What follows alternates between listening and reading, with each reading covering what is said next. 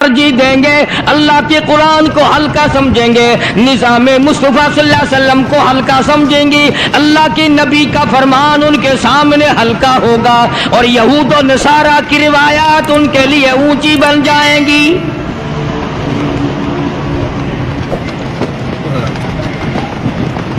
صحابہ کرام رضوان اللہ تعالی علیہم اجمعین نے ان ساری منزلوں کو عبور کیا اور یہ تمام کچھ کر کے دکھلایا جسے آج ہم لوگ چھپائے پھرتے ہیں۔ اللہ تعالیٰ کی نصرت اور اعانت ان کے اتنی شامل حال ہوئی، تاریخ شاہد ہے کہ جو کام لاکھوں انسان نہیں کر سکتے تھے وہ ایک ایک نے کر دیا، ایک ایک آدمی نے اس کو انجام دے دیا۔ یہی قرآن صحابہ پڑھتے تھے جو آج تمہارے گھروں میں قید ہوا رکھا ہے۔ صحابہ کرام یہی کلمہ پڑھتے تھے جس کو تم پڑھ کے آج خوش نہیں ہوتے، تمہیں اس کلمے کی قدر نہیں، قرآن کی قدر نہیں، ایمان کی قدر نہیں۔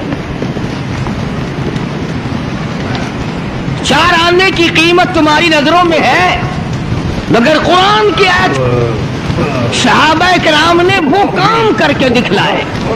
اتنی اللہ تعالیٰ نے ان کو اسپرٹ دی تھی، اتنی جرت دی تھی، اتنی طاقت بخشی تھی کہ دنیا حیران رہ گئی۔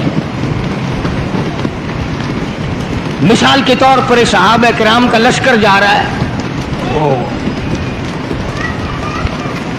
دریا آ گیا، اس میں طوفان ہے، طغیانی ہے، تلاطم ہے، پار جانا ہے۔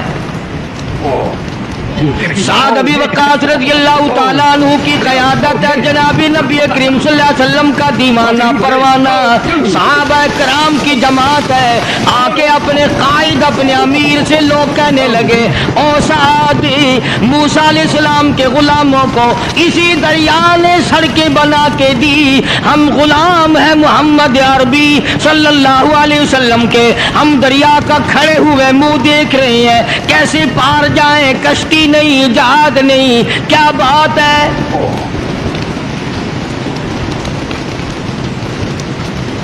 حضرت سعد ابی وقاص رضی اللہ تعالیٰ عنہ نے فوراً اٹھ کے اللہ پاک کے حضور میں عرض کر دیا، الہ العالمین کالی کملی والے صلی اللہ علیہ وسلم کے غلام ہیں، محمد عربی صلی اللہ علیہ وسلم کے غلام ہیں، پار جانا چاہتے ہیں، دریا کا راستہ بڑا خطرناک ہے، بڑا طوفان ہے، بڑا تلاطم ہے، بڑی طغیانی ہے۔ تاریخ شاہد ہے صحابہ کرام کے سامنے دریا نے سڑکیں بنا کے پیش کر دی۔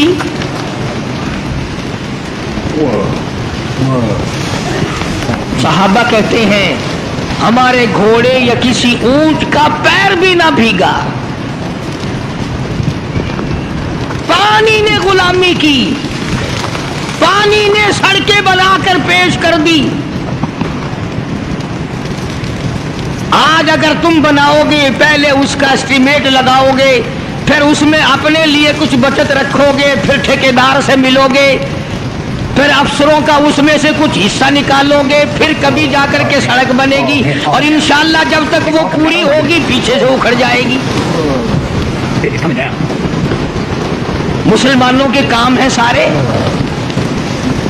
حضرت سعد ابی وقاص رضی اللہ تعالیٰ عنہ کی قیادت میں سارا لشکر پار نکل گیا، پھر پانی مل گیا۔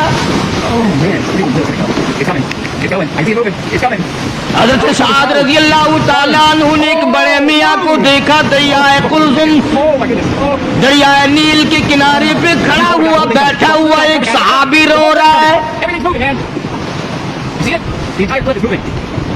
حضرت